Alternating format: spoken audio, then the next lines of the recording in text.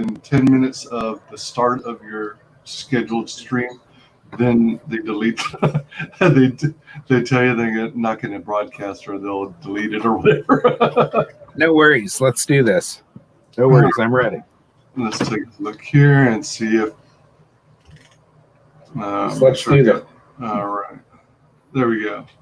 All right. And hello and welcome to WyzGyz Entertainment. This is your host, Wyman. We are here with a very special guest. You know what? Your campaign says Jason. Oh wait, is it? All right. It does match. All right. I thought for a minute the last name was different. J.Crager. That's correct. Creator of Hammer. All right. Welcome to the show, Jason. Thank you. Thank you for having me. Thank you. I appreciate it. I see that you got. Well, actually, would you mind, since this is the first time you're joining us on this show, would you mind sharing with the audience, like, some of your background, how you got into comics, how long you've been in comics, how you got interested in comics? Sure. Back in junior high, I was introduced to a kid in my art class named Jason Gonzalez, and he would go on to draw comics later on, and I did too. But he showed me some of the first comic work I had ever seen. It wasn't that I didn't know what Superman was or Batman. I'd seen the television shows as a kid and stuff like that, but I really hadn't seen a comic book. So this is in the 80s, and I get handed Martial Law by, I think it was O'Neill and Pat Mills did it. And it was the most amazing comic I had ever seen in my life. I had never seen anything like that before. I didn't know comic books outside of like Spider-Man or Superman. So he shows me this. I realized comic books can be something else other than superheroes. They could be broken superheroes. And I take an interest in drawing comics at that point. So by the time I was out of high school, I was working at Harris Comics as an ink assistant for Joe Weems. And Joe Weems was the Top Cow inker after the Harris stuff, and he went on to do like Mark Silvestri and Dale Keown and Dave Finch and just Brandon Peterson. Everybody at Top Cow he inked over. Anyways, he had a lot of work. He needed help, so I would come over and help him with stuff every now and again. And that's my first introduction into comics, into the world. And then I started to pick up a little steam drawing, and I did stuff on and off for a few different small press companies like Hardline Studios that was owned by Dan Wickline. And I moved on from that to doing some Caliber Press stuff. And then from there, I went to Top Cow. I took over for Dave Finch on The Darkness as he decided to move on to go do Ascension. That was very brief. And from that point, I decided I wanted to do more in comics. So I had worked with Avatar Press also, doing my own stuff for them, inking, painting over Tim Vigil. So I moved out to Illinois and became the art director at Avatar Press. Whoa.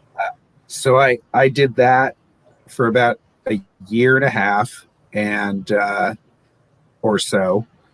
And I learned the whole production aspect of everything. I learned how to letter comics. I learned how to set up everything for printing, the whole production. Plus on top of that, I was inking anything that we licensed from other people. So we had licensed Evangeline and Coven from Rob Liefeld.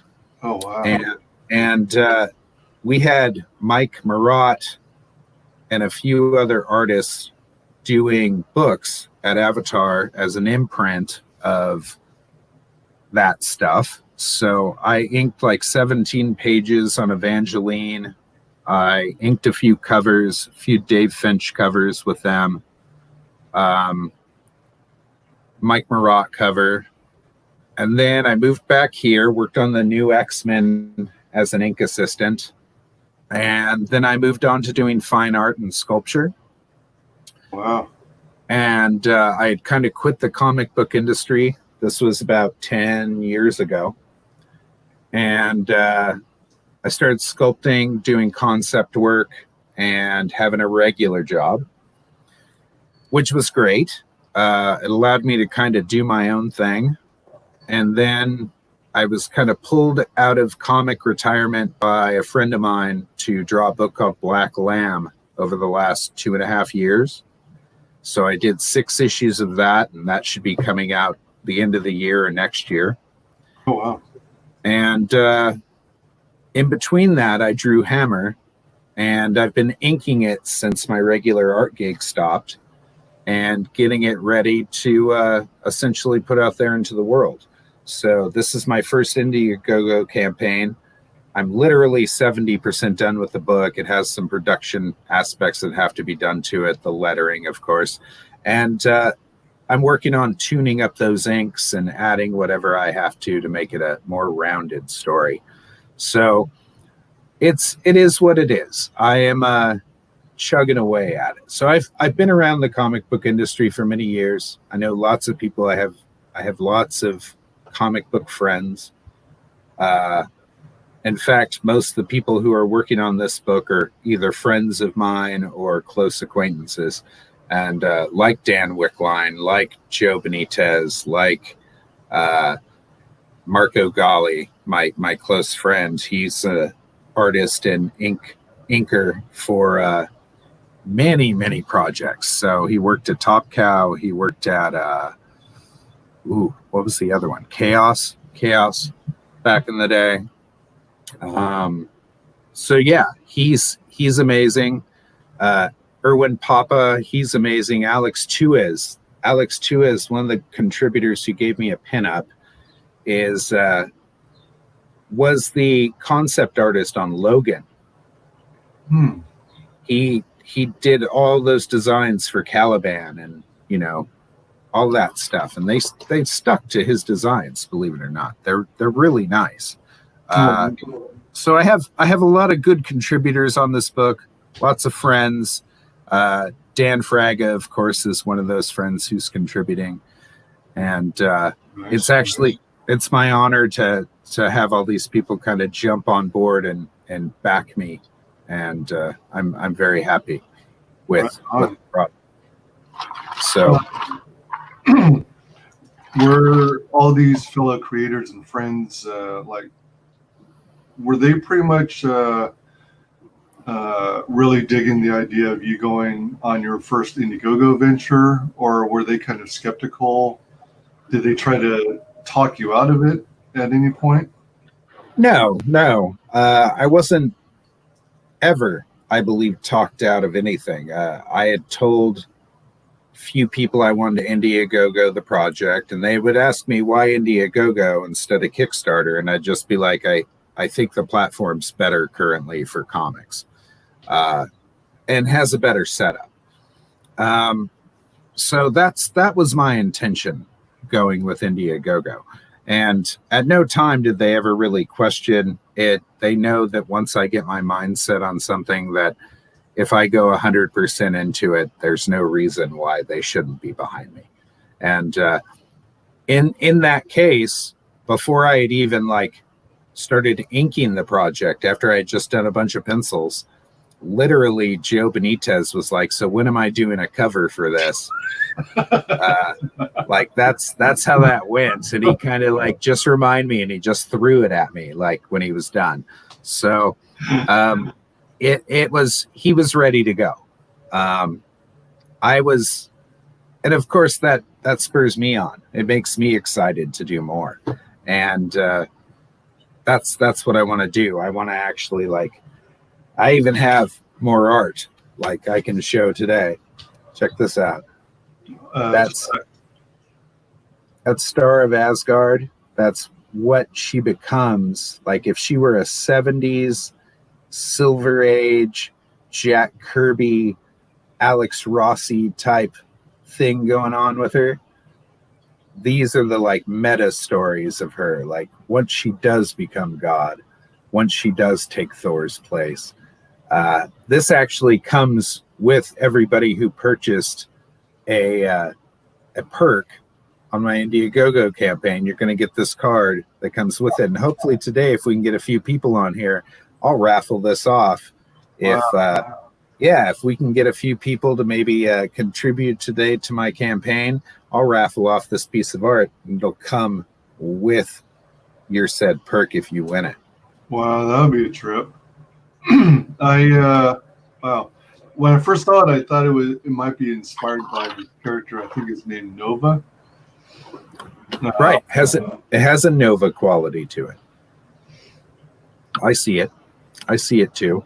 Cool. I think Big Barda. Oh yeah, Big Barda. Yeah, for sure.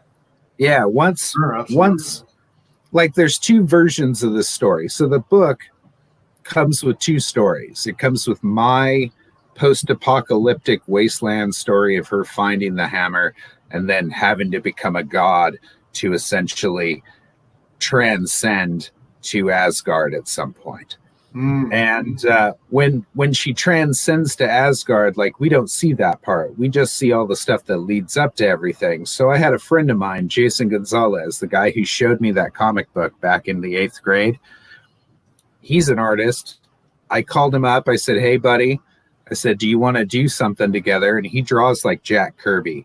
So I said, "Why don't you do like your 70s Silver Age style Star of Asgard and her mighty hammer and do it like a 6-page story. This runs 10 issues, so it'll be 6 pages for 10 issues, right? That's 60 pages by the time you're done with all 10 issues. And he's doing all these little stories that we're going to be able to stick at the end of my 28-page story after every issue to carry on Star of Asgard through her meta tales. So, and she'll look like this. She essentially is transcended into God form. Right. And anyways, it's a way of giving you two stories at once and adding this meta fiction to it that doesn't exist, but it explains a whole bunch more. Like, all right. So if it's two stories, one is the main book, is the other one considered the equivalent of like an ash can? I guess it could be. I mean, it's not really much of an ash can as it is like just adding more to the mythology of everything. Cool. And we don't. The thing about it is it could take place like after my story. It could, if we wanted to make that canon. Of course we could. I think it's more like a what if thing. Like how Marvel used to what if stuff. Yeah. And I just wanted to see my friend draw some ice giants and like some Kirby style is what it really came down to for me. Is like, please draw her like a Valkyrie. Please draw me some ice giants.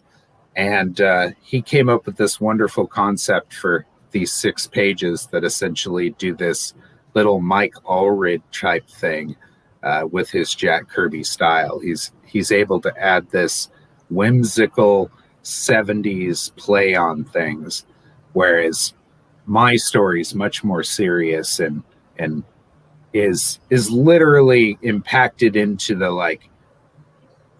the actual wasteland that it's created. So my book will be gritty and just its definite foundation is implanted within the wasteland of the world that I've created.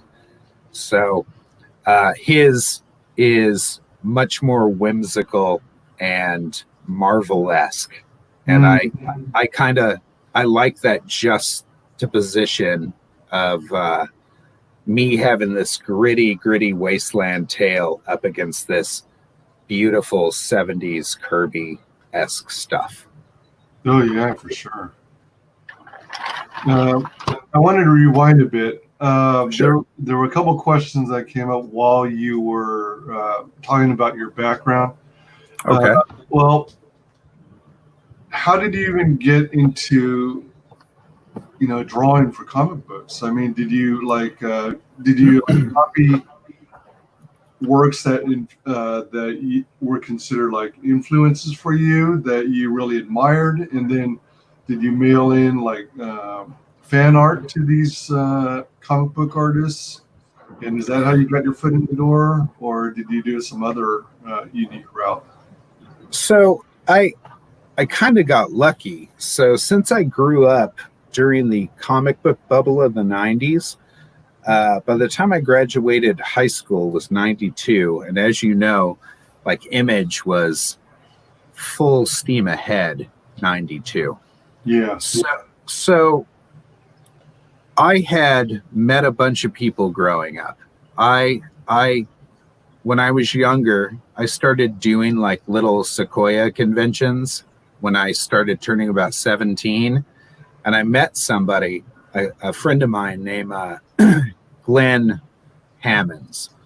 And he introduced me to Michael Baer and Mark Texiera. They happened to be doing a show, and they were there. And I knew Mark Texiera from his Sabretooth and Wolverine stuff and Ghost Rider. And so I was super excited to meet them. And when they saw my art, I was really into Tim Vigil art when I was a kid. Mm-hmm. Like Grips and Faust and all that stuff. Even though I was younger than 18, my grandmother would buy them for me because I was interested in the art. Oh, nice. And it was really cool, actually. My grandma just coming in and being like, sell them comics to my grandson. They're like, you're okay with this? Yeah, I'm fine. It's just pictures. That's what my grandma would say. It's just pictures. It ain't messing him up. So I would, she'd buy me this stuff like Cry for Dawn and Faust and EO. Like, EO, dude, EO. Mm-hmm. Do you remember Tim Vigil's EO? It's the most like depraved, sexually twisted, like I'm 16 years old, give him the comic. So I learned by looking at Tim Vigil's art, and I drew like Tim Vigil by the time I was 17 or 18 years old. Oh, damn. I thought that was my aesthetic, but it wasn't. It took me years to shake that style. And that style of inking after that, because I had built a foundation on that, it took me a long time to break it. So that was a problem. Okay. Like there's only one Tim Vigil. Right. And he's really good. His inking is amazing. His forms are amazing. He's the most outlaw comic book inker on the planet. Artist on the planet. His stuff's subversive times 10. He doesn't care who he upsets, and that's fantastic. And he's the only person who does it now. He's the only person that pushes that boundary constantly. And I didn't mind drawing like that, but at some point I had to tell a story without showing nudity or graphic violence, or like I could still tell a story without everything being shock and awe. And I think if I got anything out of that, it was that I needed to learn how to tell a story better. And it changed for me. Like as I was learning, as I was becoming a different artist, like when I worked at Top Cow, like they wanted me to draw like Dave Finch. So, and I could get close to Dave. Like I could make it look like it was chiseled out of stone. Uh-huh. But that being said, it wasn't what I wanted to do. I always wanted to draw like John J. Muth and Bill Sankovich and people like that. I wanted to be able to let go and be free. But I never was quite that type of guy. Hey, how you doing? Nice. Hey, Dark Star, thank you for checking us out. Anyways, so what ended up happening is I didn't know who I was as an artist. So when I was first approached, I drew like Tim Vigil, and Michael Baer like took me under his wing for a second and said, "Hey man, you don't want to draw like that. You want to draw like this." And he would sketch some stuff out and he'd show me, and I'd be like, well, I don't get it. So I would always try to add definition in something that didn't need it. Like women are smooth, and the less lines you draw on them, the smoother they look. Yeah. I notice that when I draw, because I like to take photographs and enlarge them or copy them basically. Okay. And if you look too much into the details and look at every little wrinkle on the smile lines, then it quickly makes it look like they're significantly aged. It can. So here's the rule of thumb. The less lines you can put on a person's face or body, the less definition, the smoother they're going to look. And you've got to kind of stick to that when you're doing graphic art, which is what we're doing.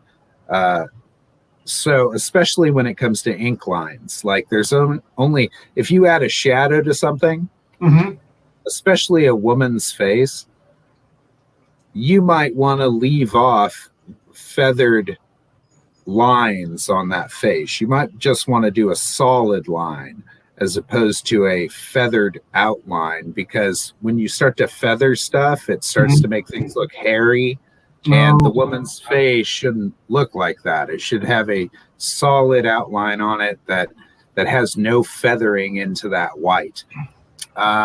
If you're going to put something in shadow, when you start dealing with adding more lines to something to like render it out into a white shape, it'll start to make something look too busy. It'll start to make them look older. And it's the hardest thing to do is to draw a woman's face and then ink it and have a shadow on it that makes it look natural and still feminine. It's so hard to do. Anyways, there's a lot of practice goes with that. So, as I was saying, I developed my style literally over like 30 years. I got to the point where it just finally kind of snapped for me. And I don't know what to compare my work to anymore, because it's different than where I came from. It doesn't look like Vigil. It doesn't look like Bear. It doesn't look like Texiera. It's just kind of me at this point. And I do the same thing as you. I'll use lots of reference. I may blow up faces and draw them. I may take something on my phone like a pose and try to render it my way onto something. And I still do that. I still use reference. I still find other art, like poses from other artists that are amazing. I try to incorporate stuff like that into my work. It doesn't feel like cheating as much as it feels like I'm trying to learn something, and if I have a good result in the end and it doesn't look like I'm copying them, that I did my job. So there's lots of reference involved in being a good artist. Look at Alex Ross. I mean, that guy takes pictures of everything. So, yeah. Right? That was cool. Right. When you I ramble on, Wyman. I'm sorry. I could talk forever. I'm a talky person. So I tend to do that too. I refer to it as being verbose. yes. I'm quite verbose. Please go ahead. Go ahead. So when you were showing off your works to, when you were younger, did you frequently get comments saying, "Oh, this looks a lot like Vigil. You must have been influenced by Vigil," or did a lot of artists or already established artists, keep saying your work looks either so much like this other artist or too much like this other artist? It was in the beginning. It was too much like another artist, and then like Vigil, and then it was, hey, we're hiring you because you're like Vigil, and that was fine, but it was something that I needed to break free of. Okay, like as far as I'm concerned, like he's a fantastic artist for what he does, and that's fine. I don't totally. On his female forms, for me, some of them, although they're very energetic, are over rendered, so that smoothness and softness goes away, and I'm still trying to preserve that. I'm trying to keep that. So the farther I push away from him, like in that aspect, the more I'm going to look like myself. And hopefully I'll get rid of some of those bad habits. Essentially, I consider them bad habits. They've done well for him. Like everybody knows Tim's work. Everybody can see it from across a room. I loved and still love some of that stuff. Like, in fact, I like the earlier Faust issues more than I like the later Faust issues because there was so much character to them. I liked that they had that cartoony, over the top expression. I liked that they weren't so dialed in that they looked like photographs or whatever. So I enjoyed that aspect to them. And I think there's a little bit of nostalgia that goes with that for me also. Anyways, yes, I did get a lot of people saying this, that, and the other. And of course, getting jobs like, hey, can you do Dave Finch? Hey, can you do this Bill Sienkiewicz-like thing? Or can you paint like this? I had to just kind of say yeah and do it. And I've kind of been a chameleon my whole life. I could take a style and kind of throw my own thing at it too, and still use that style. I've done movie posters that have looked like 70s illustrated posters and stuff like that, done in that Bob Peak-esque style, because I can pick up other people's art so quickly. I'm like a chameleon, but once I find myself, like this book Hammer is much more like me than it is any other thing I've ever done.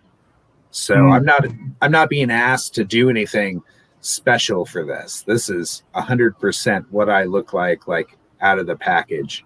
And I'm hoping that it's solid enough that people really, it resonates with them. Like, I dig good art. I dig good, clean, black and white, well-drawn figures.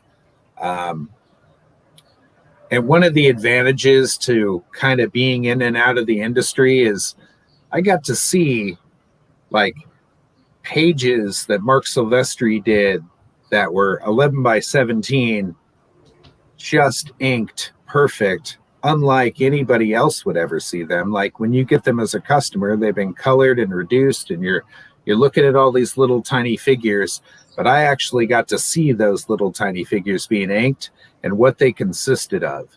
And that type of stuff, like his background figures and stuff like that is really, really, really the juice of comics. Like that stuff's beautiful. And to see that stuff full size and to see how he laid out panels, stuff that you wouldn't see as a consumer, that was beneficial to me.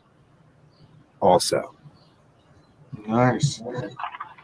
And in your background, you mentioned you were once an ink assistant. Correct. What exactly does an ink assistant do? Yeah, we do the worst work possible, and we call it spotting. So what an inker will do is, as he inks a page, he will encircle a space that should be filled in black with ink, and he'll put a little X in it. And he leaves that open because he's going to come back to it and fill it in black with black ink. So I used to get pages from Joe Weems of him inking. He's inked everything except for all the blacks on the pages, which are filled with little X's. And you have to get a brush, dip it in ink, and fill in his little spots. And it can consist of hundreds of little spots that you have to fill in black on a single page, depending on how detailed it is. And so we spotted blacks on pages for the inker so that he would be able to move on to the next pages. Or we would do backgrounds, or we would do occasionally I would get a page, like a whole page. He'd be like, I don't have time for this. Please ink this whole page for me.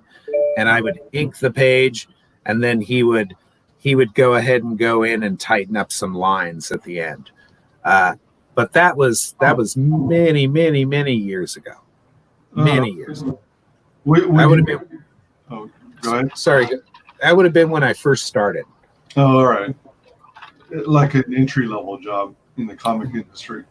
Yeah, and we would get like $5 a page, like for inking, or not inking, for filling in blacks on a page. And then if we inked a whole page, we would make the rate, which was, I believe at the time, was $75 or something like that. Okay. That was back in '92. Do you basically just use India ink or something like that? We would mix our own ink. We used Black Magic and Kellanor, and we would mix, I think it was 33 to 66%, like Kellanor to Black Magic, and we'd shake it up, and it had a very specific lacquer smell to it. Interesting. And yeah, because of the Kellanor ink for rapidograph pens, it has lacquer in it. It has something that keeps it flowing and not congealing.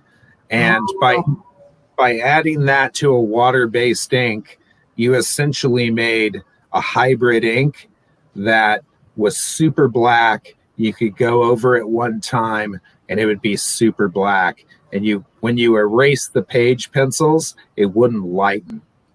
Nice. That's why we did that. Oh, that's so cool. So all the markings that the sketch artist would do would be in pencil? The little circles with the X in them?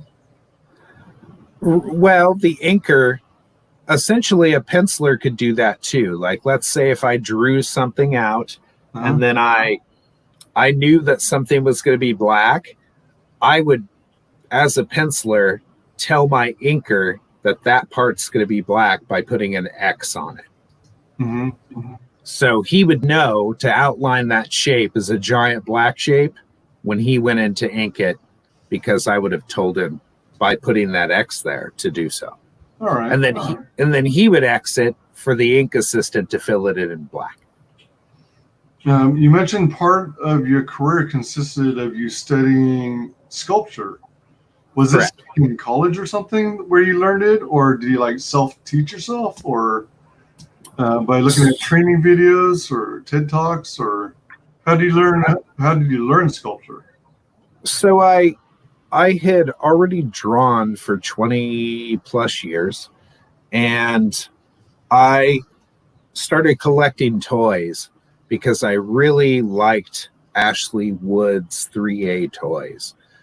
And at some point, I thought to myself, instead of buying these toys, I should just be sculpting these toys. Like, instead of spending money on them, Why can't I sculpt my own?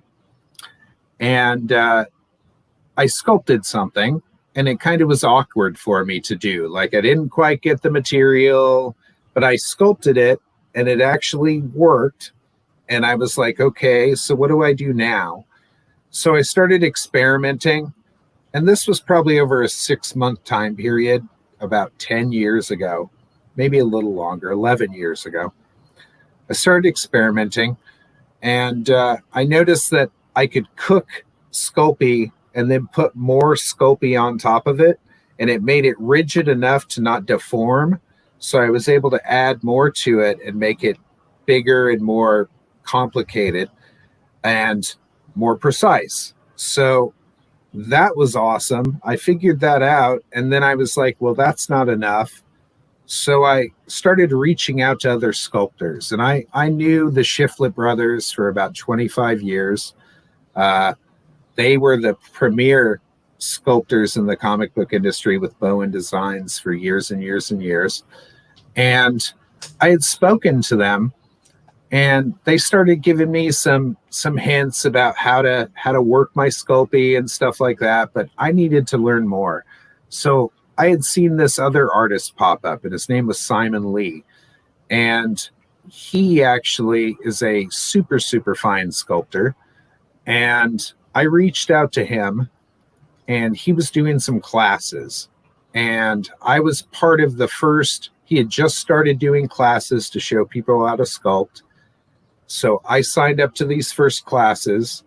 And in the first day, he told me that, you know, in a year, I would be sculpting as well as him if I kept practicing. And he wasn't wrong. It took me about 2 years to kind of like get everything to snap. And once it did, I've now been able to sculpt anything I want to do. Like, it just took a matter of time of me learning the materials and the confidence. And I ended up talking to a bunch of different sculptors and getting a whole lot of encouragement from other friends. And it just kind of spurred itself because I have a good anatomy skill set from drawing for years. I'm able to sculpt as well as draw. And it took me a couple years to develop it. And it's been about 10 or 11 years since I did. And ever since then, I can sculpt with anything. I can sit down with a marshmallow and make marshmallow sculptures or whatever. It's weird. It just developed on its own. It was like a new set of skills you just kind of knew how to do, but once you understood, like, there's an armature, there's this, there's, you know, once you do all that stuff and you find a material you like to work with, I like to work with wax. Wow. Yeah, it's called monster clay, and I can heat it up in my microwave like in 2 minutes, and it stays soft enough that I can sculpt with it. And then when it becomes room temperature, up until about 85 degrees, it's stable. It's like hard, and you can carve out of it. And it's just hard enough that it'll hold itself up. Wow. And I'm able to carve with the stuff and sculpt with it relatively quickly. Nice. It's good. It's good stuff. So if you're into sculpture and you want to learn how to sculpt, check out Monster Clay from Monster Makers. You'll enjoy it. Oh, nice. Yodam Darkstar, thank you for getting the art edition. Nice. Thank you so much. Yeah, I appreciate it. Yotam Darkstar. That is freaking cool. That is super cool. So we need to keep track of these. So at the end of this broadcast, when we give art away, I'm going to be giving this away during this cast in the next 20 minutes, probably, or depending on how long Wyman wants to stay on. And if to the backers, if we'll rally it off, if I get more than one backer, like 2, 3, 4, or 5, we'll rally it off, and that'll determine who it goes to. If I only get one, like Yodam, this is going to be yours. my friend. Pretty sweet. So thank you so much. I appreciate it. So I have more art too here. So I could wrap this up too. So if we get rid of that, if we have to give away two, we can give away two. Here's the other one. Holy cow! Is that pastels? No, it's ink on gray paper. Ink with on paper. Yeah, that's all it is, with white paint on that. White. So damn. That's yes.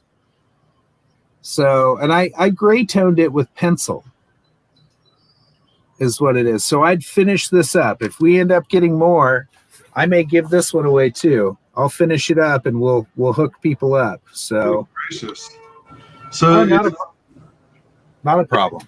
Is are gray paper drawing pads pretty common? Yeah. I'm not familiar with those. So Strathmore makes toned paper. Oh, toned gray.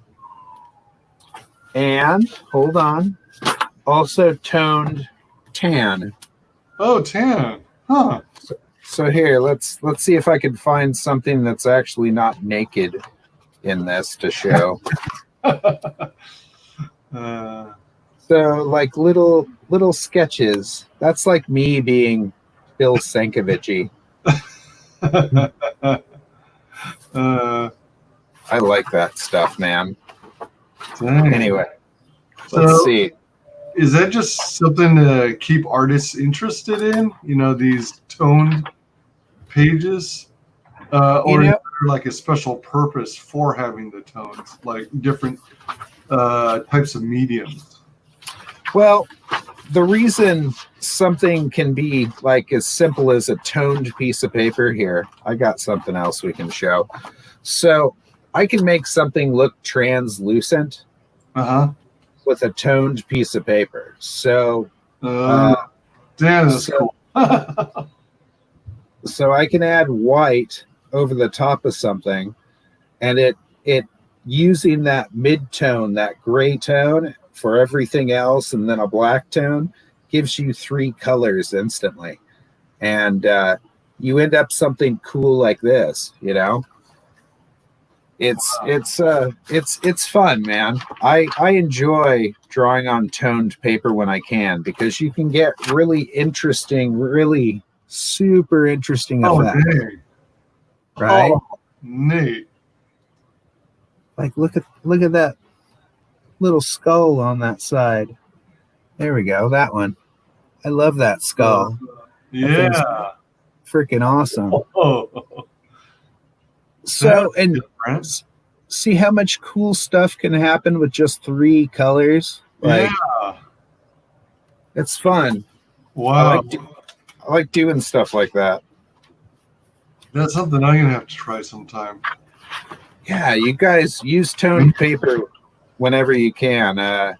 Like get yourself a white Prismacolor or some white gel cap pens and a black pen and just draw. Let's see. What else do we have here? What else can we find to show people? Yotam Darkstar says, oh my, amazing. Thank you so much, Yotam Darkstar. Thank you so much. I appreciate you picking up the artist edition. You will definitely enjoy it. You'll have a bunch of freebies coming with it too. Wow. Pretty sweet. Nice. How long or like how many years, if it took that long, what is the making of Hammer? I mean, is it something like an idea that germinated in your mind since you were young and first got into comics, or did it come into being like during your professional career? It was a couple years ago that it kind of poked in my head. The original idea kind of came to me after I had seen a viral video. So about 4 years ago, I saw that Techno Viking video of that. Have you ever seen that, the Techno Viking? I don't think so. Can you describe it to me? It's just a guy at a festival in Norway, and he's at this techno festival, and he essentially, some guy is picking on this lady. He steps in. He's this huge Viking guy with like a Mjolnir hammer, and he's totally ripped. And he says something to the guy, which you can't hear because the music is like boom, boom, boom, boom, boom. And he points for the guy to leave. And the guy leaves. And then this Viking guy like steps more towards the camera. And then you see him again do this point. He just points and he looks like, go. And then he starts dancing. And he just starts walking down the street. And for some reason, that stuck in my head. Many years later, when I was driving down the road, and I thought to myself, why can't I have a post-apocalyptic like Viking like comic? And then I thought to myself, well, Mad Max is kind of like that. And I went, well, Mad Max doesn't have the actual gods show up. Like Mad Max can only go so far. Right. I want to take it all the way. Aha. So that's how Hammer was born. And then I spent the next, 6 weeks drawing the first 12 pages, like real quickly, in between some other stuff. And then I put it aside and finished my obligated work with Black Lamb. Uh-huh. And then I started inking this.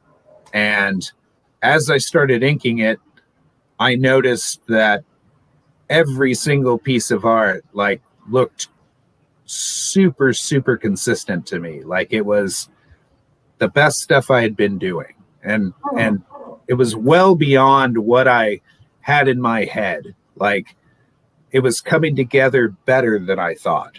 Really? So it was really weird. So now I have this weird like level of, I have to keep it consistent at this level and keep it going. And I really feel like this is my best work to date. Like I feel like the stuff back in the day was me reaching or learning. And now that I've gotten to this point in my life where I'm just like, I'm ready, I'm solid. It feels more consistent. It feels better than anything else I've ever done. And it's weird because art's important to me. I've never felt comfortable drawing comics when I was younger, or inking comics. It was a nerve-wracking thing. And maybe it's because I questioned myself as an artist or whatever, but I've now gotten to the point where I don't care. I'm just going to keep drawing stuff that makes me happy, and I'm going to keep pushing it as far as I can go. And keep dialing it in, like you could never stop learning. So if I can do more, I will. If I can sculpt it and draw it from my sculpture, I will. There's tons of ways to do this. So yeah, that's the long answer. There are a number of creators who actually derive some of their inspiration from dreams. Do you think the consistency of your work is possibly partially due to dreams you've had, or something in your subconscious? I don't know. I can't really say that I remember a lot of my dreams. I'm one of those people who, when I do dream, I don't go with it type of thing. I will push back in my dream. And the second something that is out of my character happens, I recognize that that's a dream and I wake myself up immediately. It's really weird. It's it's been weird. So I used to let dreams go, and I've one of my favorite dreams. I love milk, All right. cow milk. Yeah. Okay, I just love milk. I used to dream about milk. Huh. I used to dream that the Muppets were saving me from prison camps so that I could have milk. Like, I escaped a Chinese prison camp that was guarded by Ed 209s, okay, while Big Bird in one of those little Vietnamese helmets, or not helmets, but hats, took bullets for me so I could jump into a boat and have gallons of milk to myself. Oh, that's freaking awesome. That was years ago, man. That was so many years ago. There was another one where I was in a Cuba warehouse or something, and I'm literally in a warehouse walking along, and the warehouse has all this. It has all these looks like stolen goods on racks, and I'm walking between the aisles of racks, and I realize my hands are cold, and I look down and I have 2 gallons of milk, like one in each hand, right? And then I hear some voices, and I'm looking in this warehouse, and I start walking to the end of this aisle, and I see that there's this makeshift movie-like gang sitting there with TVs and their cars all parked, and they're all just hanging out in this Cuban warehouse. And I see commandos drop from the ceiling with the milk in my hands. They drop it. I'm freaking out. They look at me, like, give me the nod and go to arrest everybody else. And I'm like, I'm out of here. And I start going the other way, and I go and I hide in a bathroom, and so I could drink my milk. It was brutal. It was the weirdest dreams ever. It sounds like you were in one of those warehouses, like Costco or Sam's Club. Oh my God, it was terrifyingly stupid. So I do get weird dreams in some cases. Like a year and a half ago or 2 years ago, I started drone racing. I race drones and do freestyle drone racing. Oh, like those vehicles that have the 4 propellers and the camera. Yeah, those terrifying chainsaws of death. Yes. So I've been doing that, and when I started doing that, I started dreaming about flying. And that happened for about 4 to 6 months, where I had just started flying these quads, first person view, with like a helmet on, like I'm looking through the camera of the quad while I'm flying. So I'm fully immersed, and I would dream about that. And then it went away eventually. Once I got to the point where I was decent at it, it went away. So I don't say I dream about my weird projects, because the second something becomes absurd and I know it's out of character for me, like let's say you're having a dream of yourself like laying in bed and some other woman comes in other than your wife, and you're like, ooh, who are you? And they're like, hey, let's do this. The second it's not my wife, I go, this is absurd, and I wake right up. And it's the worst. I can't even dream about cheating. Like, that's probably a good thing, though.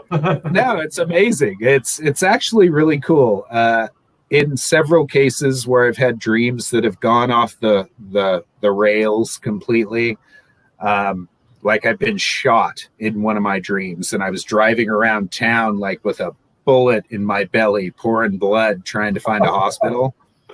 At some point, I realized how absurd it was, and I literally just woke up and was like, what the hell, man? This stuff is stupid. Yeah, I don't attribute my dreams to what I'm doing. My imagination and everything is way too active in general. And I think that because it is, maybe my subconscious can't keep up. So I'm very creative.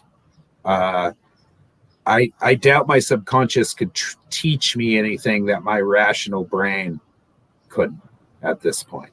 I just Literally. Go ahead. Thought it'd be funny if you wrote a book and illustrated your crazy dreams. Oh yeah, the milk diaries. There you go, or the art of J.Crager. That would be so funny. You know what? It's a good idea, man. I think that Chinese prison camp one with the Ed 209s and the Muppets saving me would by far be the best, because they all had machine guns, man. They were defending like me from this Ed 209 from RoboCop, like going, "You shall comply." Yeah. It's funny, and they're just taking bullets and laughing. They're not going down; they're just shooting back. Like, screw you! Yeah, drink your milk. So, yeah, it was quite the. I have some really strange dreams when I do dream, and no, I've never thought about writing them down. They're very absurd. But that's true teamwork. Right. Right. Nice. Oh man, that's pretty funny. Yeah. Now, are you still actively working full time in the industry and just doing Hammer as a side gig, like just for fun or something, or are you trying to gradually transition into, wholly going out on your own?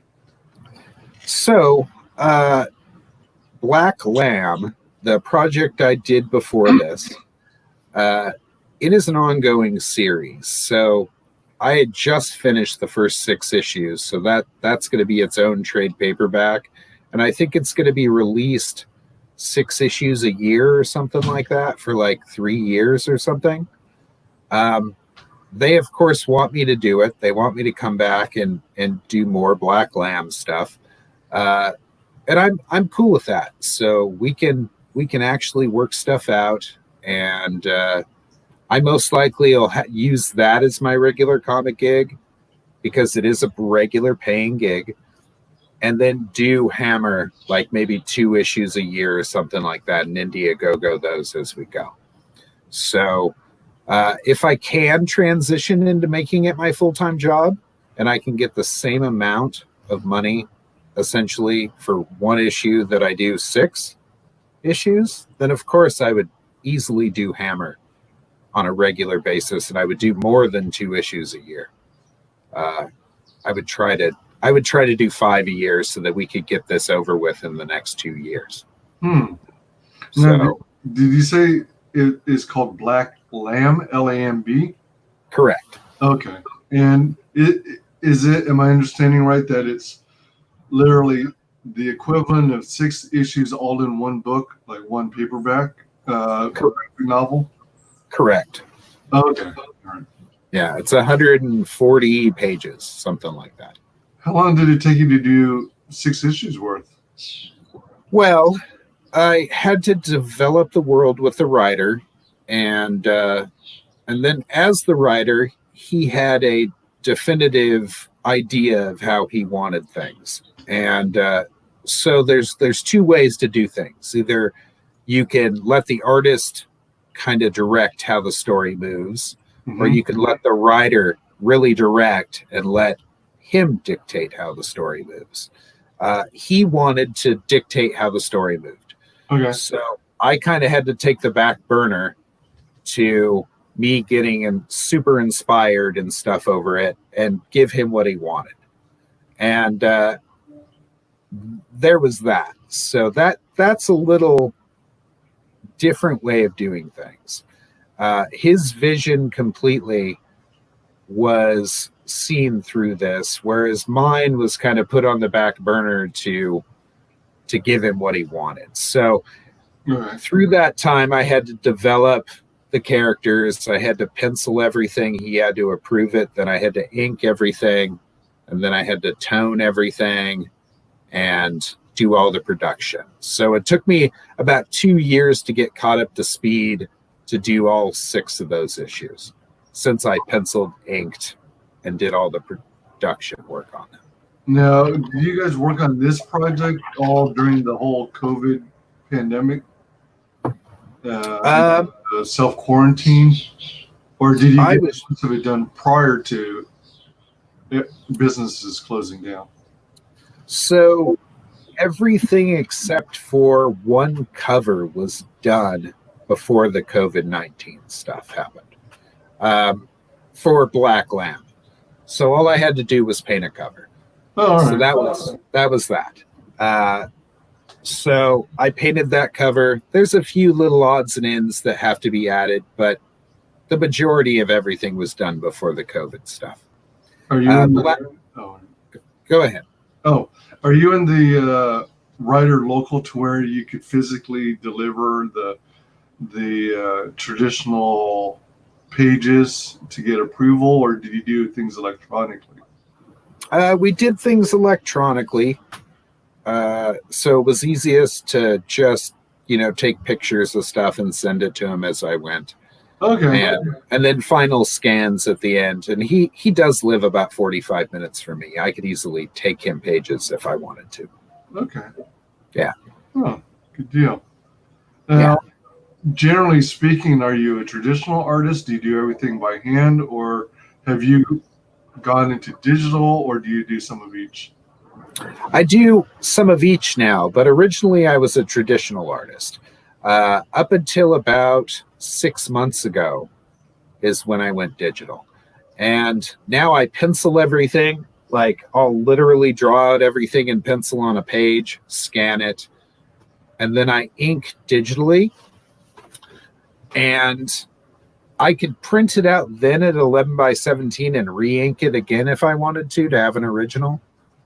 But I like my digital inks, so I just keep it digital. So it's a half and half. It's pencils are drawn physically, inks are done digitally.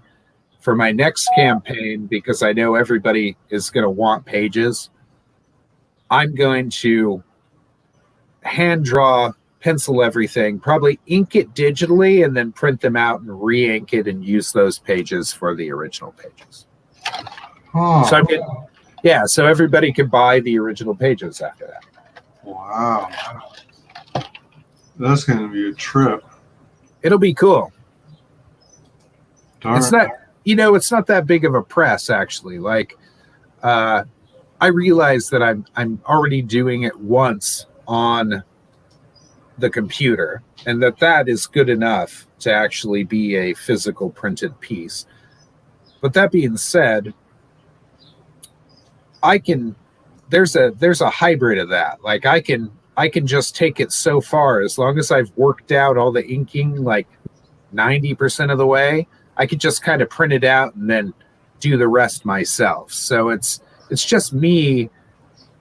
And what the computer allows me to do is this. So I pencil everything on a page. Let's say there's something wrong with those pencils, or I need the image to be larger or smaller. I'm able to change that, kind of get my layout and everything right, everything set up properly, know where my blacks are, kind of ink it on computer. And once I'm happy with that page, then print it out and do it. It allows me that step of being able to resize things, change things, without having to erase it on a physical page and redo it. So it creates a hybrid situation for me that gives a better product in the long run. Oh, very cool, very cool. Oh. Uh-oh, hold on. One second. Excuse me. Oh, all right, that's what happened. I was just trying to figure something out. Oh, no worries. A little technical thing. Quite often you'll find during my streams I'll try and do continuous promotion through social media. Right. Just to keep everyone apprised that we got some good stuff going on. Well, I appreciate it. So we're this actually is this is only the second online interview I've ever done. And I'm looking forward to doing more. I'm pretty comfortable doing these things. It's different, obviously. I actually like your formats so far because you have lots of interesting questions, and I like that. Thank you. Yeah, I definitely love promoting creators and their projects, and doing what I can to try and help get them fully funded, because I want to see these come into fruition just as much as the creator, because there's some really cool stuff going on here. Excuse me. Well, I appreciate it. So your platform is invaluable. So it's great. Wow, we got 2 backers. In terms of, oh, is it 2? Yeah, it looks like there's 2. Wow, I think it was at 34. Let me look on my phone. Give me 1 second. I was looking at a previous screenshot, and I thought that we were at 35 originally, meaning there was 1 backer, but I could be wrong. I'm going to look right now and find out. So, yeah, you're probably right. I think it is. If he got the artist edition, yeah, I think you're right. It's 1 backer. All right. Let me see. Yep, Yodam. It is 1 backer, so that is correct. That's a record for my channel. Yeah. a lot of Nice. My viewership is from replays of my videos and streams. Is it? Like, you know what's awesome? I just said he put in quotes where he's from. So he's in Israel right now. Yeah. Oh my gosh, what a trip. That's awesome. Thank you so much. Wow. It must be nighttime over there right now, isn't it? It's like easily 2. Yay, I'm 36. You're the man. Thank you so much from Israel. Let me see here. I'm so happy. Look at that. 2,100, 17 days left. What do you think my chances are, Wyman, of getting to that 5,000 mark? I think it's very good, actually. Do you? Not only, I mean, I view this from a third-party perspective. I'm very much a promoter. I'm a backer of as many projects as I can afford to. Some might say I get carried away here, but I think based on your progress and the fact that you're about halfway through, and you're almost halfway through funding, that you should be able to be fully funded before that time is up. Yotam Darkstar says it's after midnight over there. I figured it was after midnight. Yeah. Nice. Up late buying comics on the internet. Yeah. It's the way to do it these days, especially with Marvel and DC doing pencils down. Yeah, that's true. It never made any sense to me, for the comic book industry of all places to go pencils down. I mean, if there's any business model that should be able to thrive, it should be the comic book industry. I agree. I thought that pencils down probably was a serious problem on their part. So, they're essentially showing the artists that they don't care about them, that their whole livelihood depends on doing these projects. And the second they shut it down, even though Marvel is making millions and millions of dollars, they can't even put out to keep their artists, which they pay practically minimum wage or less, essentially working. I agree totally with that. Like they should not have done that. I don't think DC should have either. like especially when they're giant corporations. And I'm sure they have their reasons. Once again, like, we can't bully them into making them do their job like DC or Marvel. Okay. Like, we can tell them, hey, we're not going to buy your stuff, and say stuff like that, but they're going to do what they're going to do. They run a business model. They're not thinking about, like, when I work for Black Lamb, I'm working for one person who runs this whole thing. I'm not working for like a giant conglomerate that's owned by Warner Brothers or something like that, or Disney or whatever. That stuff's ridiculous to me. Like, when that stuff gets in the way of creating stuff, that's a problem. That's essentially telling me that I can't have my dream. And I don't want to work with companies like that who want to put you under slavery contracts that you have to abide by and follow, and they won't let you even do your own promotion on a book because they're afraid of what you might say. Too bad. Like, human beings and creators, people are fallible. They're going to say stupid things every once in a while.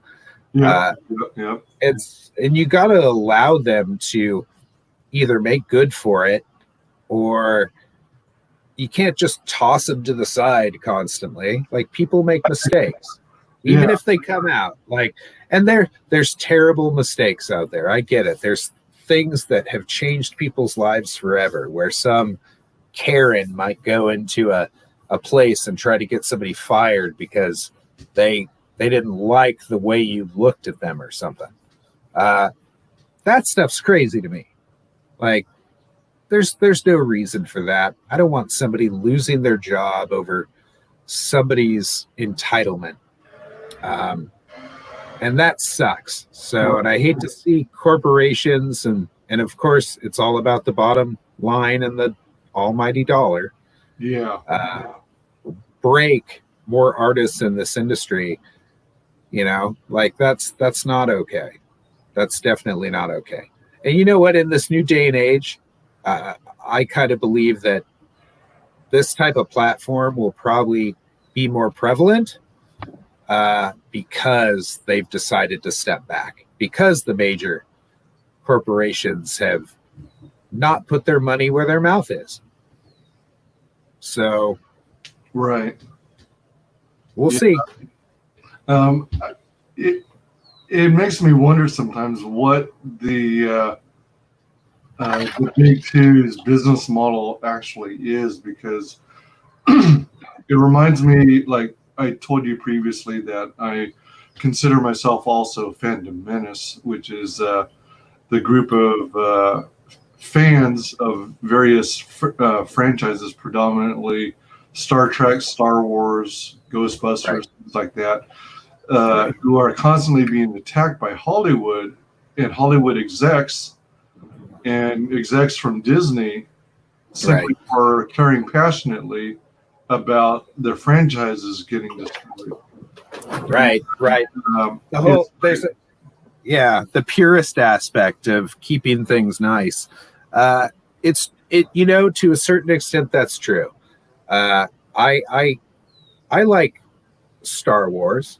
I wish they'd have done better with these movies. I'm not sure what I expected, though. Like, that's the other thing. Like, what did we really expect to happen with these movies? And whatever we expected to happen, it would have never met our expectations to a certain extent. So you just got to kind of let some of it go, right? Like, man, I loved that second movie, whichever one that was. The one with Princess Leia getting blown out of the ship. Oh my God. The Last Jedi. You know what? I liked that. I don't know why I did. Maybe it was because it was kind of emotional. It pulled on those heartstrings. It maybe because where I saw it in like a 20-person theater, like at a little tiny town. Oh, wow. Yeah, it was really cool. I was in Kernville, which is out by Mojave, a little past Mojave. Huh. And it's in the middle of this little tiny town. They have a movie theater, and it's about a 20-person theater. And I decided to go see it with my family. And so we take the kids, we get our popcorn, we go in there, and it's such a small movie theater. People bring their kids in like their pajamas with their blankets, and they just come and they just sit in the seats and watch, and then they go home. Right. Yeah. And it was so cool that it was so tiny and just so nice. And I loved it. And I enjoyed the movie because of it, I think. The environment. It's a neat environment going to the small theaters. I used to have a local one where it literally only had a single screen. And it probably had somewhere around 30, maybe no more than 100 head count seats. But it literally only played one movie at a time. And, it's a fun little experience. I mean, I'm not regarding the Disney trilogy. Yeah. I have to agree that it probably would never meet anyone's expectations, no matter how hard they tried. But when I realized they were finally, Lucas made a deal and sold Lucasfilm to Disney, I thought if anybody could make it work, it would be Disney with all their money. Right. And then I thought, they had a chance of bringing forward Lucas's original vision for a sequel trilogy. If it worked with them, at the time I didn't realize how bad things would be. And then in terms of other expectations, I think I personally was shooting for, number one, a reunion of Luke, Han, Leia. And number two, a gradual progression of the storyline from Return of the Jedi, to which they gradually introduced these new characters that they were going to bring forward to the future movies and passing of the torch. That would have been interesting, like 3 episodes instead of having new characters, just pass that torch. That would have been interesting. I'd have been down for that. What's interesting? I think that didn't they just bring Jon Favreau on to take over for all that stuff? I think it's unofficial, but he's become a big contributor to The Mandalorian. And let's see, Jon Favreau, and who's the other one again? Dave Filoni. Right. Who's a big name in the Lucasfilm animated series. Clone Wars. Yeah, the two of them together, they've been the most successful part of Disney Star Wars. Right. So hopefully that continues. And well, what do you think of The Mandalorian? I like it. I mean, I realize it's very much in the same vein as the original 3. It actually has the same beats. It has the same just overall feel to it. What do you think? I wish I could comment, but I don't have a subscription to Disney Plus, so I've never seen it. Really? Yeah. So if I take the plunge and get a subscription, then obviously I'll watch it. I mainly get my input and feedback regarding it from other YouTubers in the Phantom Menace who have watched it. Okay. What did they think? Overall, it's been generally pretty well received. Most of the Most of the episodes are on point. There are a couple episodes and a couple sections of the episodes that are like filler Right. material. Yeah. And then there seems to be a growing concern that they're going. I know they call it the child, but most everyone calls him Baby Yoda. Right. There's kind of a general consensus that people are fearful that they're going to go hog wild, crazy, and just make everything about Baby Yoda.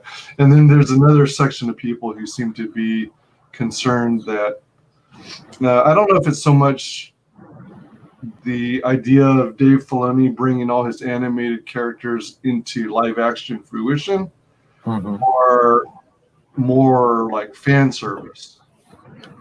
Talking about bringing characters like Sokka and Ahsoka yeah. to the series. So I'm not sure how I feel about that right now. But if they can make it work and make it feel natural, like a natural progression of the story, then I'd be for it. I'd be all for it. Nice. I try not to be, to a certain extent, hypercritical of these giant properties, because there's so many different things. There's so many books, there's comic books, there's movies, there's cartoons, how can everything be canon? How can everything be, like, when you're creating properties so large that it encompasses so much, it's hard. You could make everybody happy on one way or another. You may like the Clone Wars better than you like the last 3 movies, right? Which I liked the Clone Wars. I thought the Clone Wars were awesome. I just try when I go into it to not be too hypercritical. Like, here's the thing: we're making comics, we're making entertainment. We're not painting the Sistine Chapel. If we were, then I would think that there's some more importance that should go into that. But once again, we're creating a property. The only person that this property had to make happy was George Lucas originally. Just kind of like how any creator creates anything. And when the fans start to take possession of something where things become overcritical, hypercritical, of course you're going to be let down. It's like not wanting to meet your heroes, right? Because once you do, it's going to ruin what you thought of them, because they're people, they're fallible human beings. So there's a hypercriticalness that goes into it too when we're judging giant franchises and stuff like that. Of course, I would love it to go my way.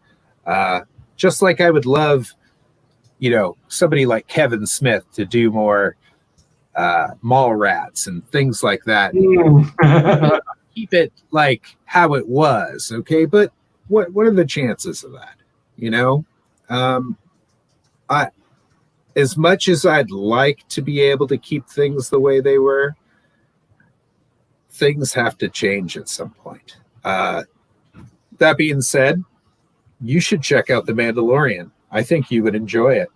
I think I would.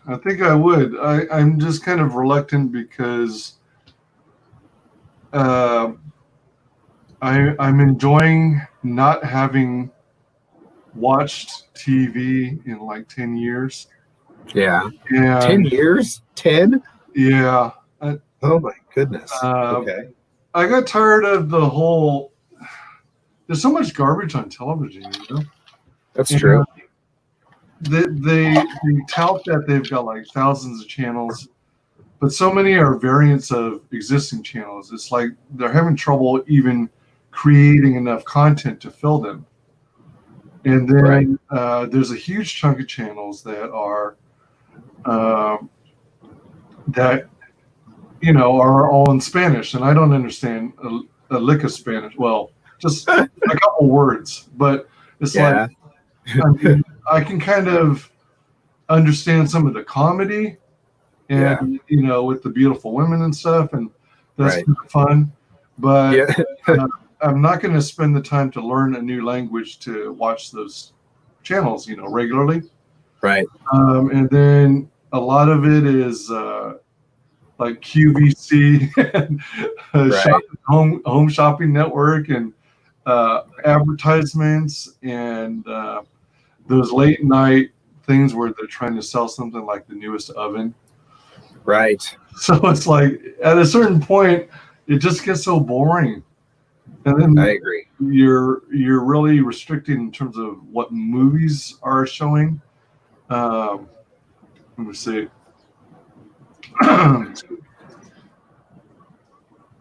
Let's see. Excuse me. I feel like It's okay. I No feel worries. like I'm going to burp. Oh, okay. I just can't get it out. And then to top it off, do you remember smart sound technology? Say that again. Do you remember smart sound technology? I do. Yeah, where television manufacturers built in the feature so that it leveled all audio volume, Right. so that you can control the total volume, because commercials, they send out a higher audio signal, I guess. Right. Louder. They're louder. Yes. The volume of commercials is louder than that of the program you're watching. Right. So they caught into the fact that people hated watching advertisements, so they would do something else to occupy their time during the commercials. They might go to the kitchen to grab something, a snack or something. Right. So by increasing the volume of the audio, then you'd still be more likely to hear the ad and maybe get hooked into buying something. Evil. Smart sound was cool because it put everything back at the same level, and it seems like they got rid of the technology a year or two later after it came out. Right. But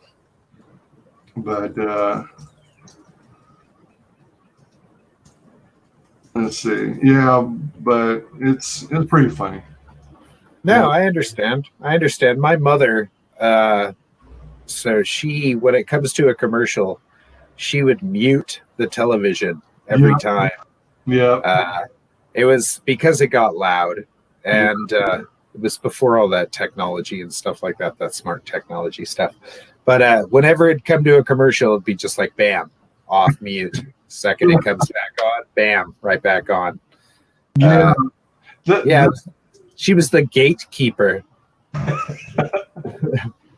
Exactly. Right. Yeah. I mean that the catch is that you didn't want to miss the program you were watching, so you either had to be you had to keep close tabs on when it started up again, Right. or you had to just sit there, remain seated instead of going to grab yourself a snack. Otherwise, you were missing out on it for the week. Your program. Shoot. Nice. Where the hell was I going with that? That's okay. We were talking about smart audio and you not having regular TV and why you haven't seen. It kind of carried over to streaming, because with streaming, it's like I think you've probably been seeing it too. There's a growing censorship going on. Like now, there's a disclaimer in front of Gone with the Wind. Yes. Racism. The movie Splash with Daryl Hannah and Tom Hanks, where the mermaid is running back into the ocean. They blurred out her butt, or they copy and pasted her hair down there. Yes. And they're doing all the and Toy Story, there was supposed to be like an adult inside joke that kids wouldn't catch on. too, but they cut out the clip entirely. Right. So that stuff ticks me off. So I kind of have a weird thing about it myself. Like I grew up, my parents didn't really censor me. Like they said I could watch whatever movies I wanted to watch. If I was interested in art, I could be any type of art I wanted to be interested in.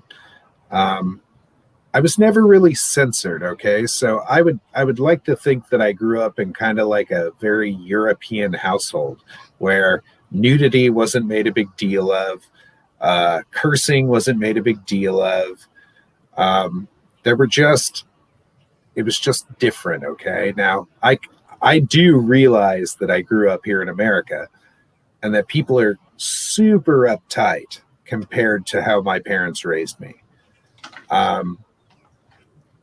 And there's people who don't want their children seeing nudity, even if it's sculptures or art. I don't think it ruined anything for me.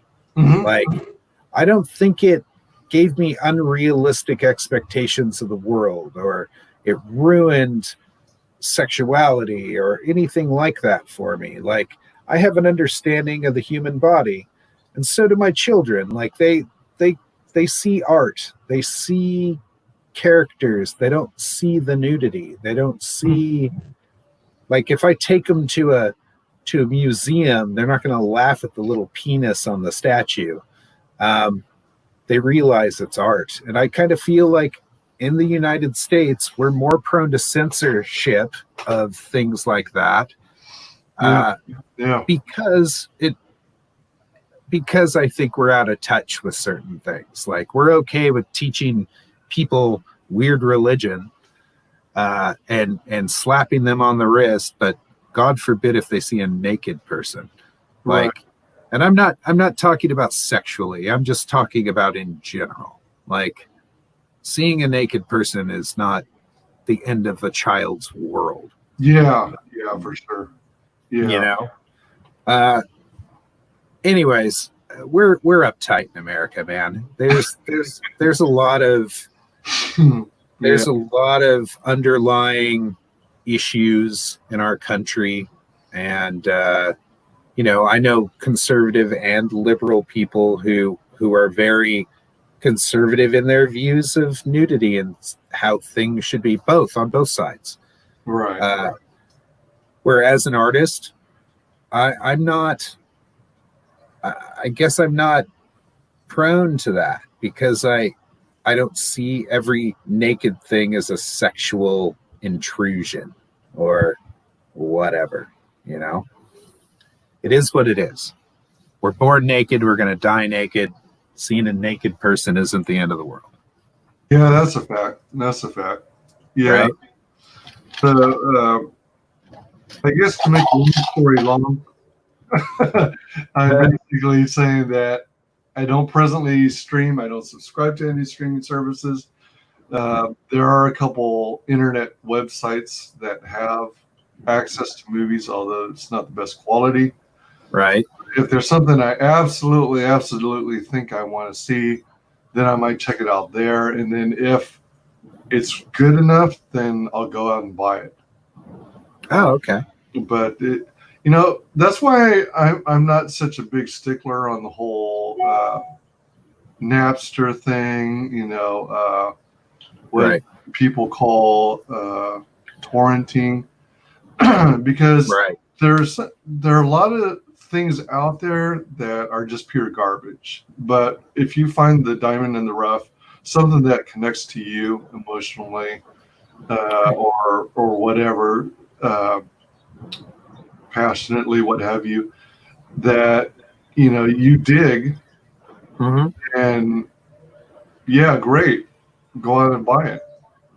I agree. I like seeing little samples of things every once in a while, but I already have the interest to look at it, to sample it, and if it was that good in the first place, I end up usually buying it. Yeah.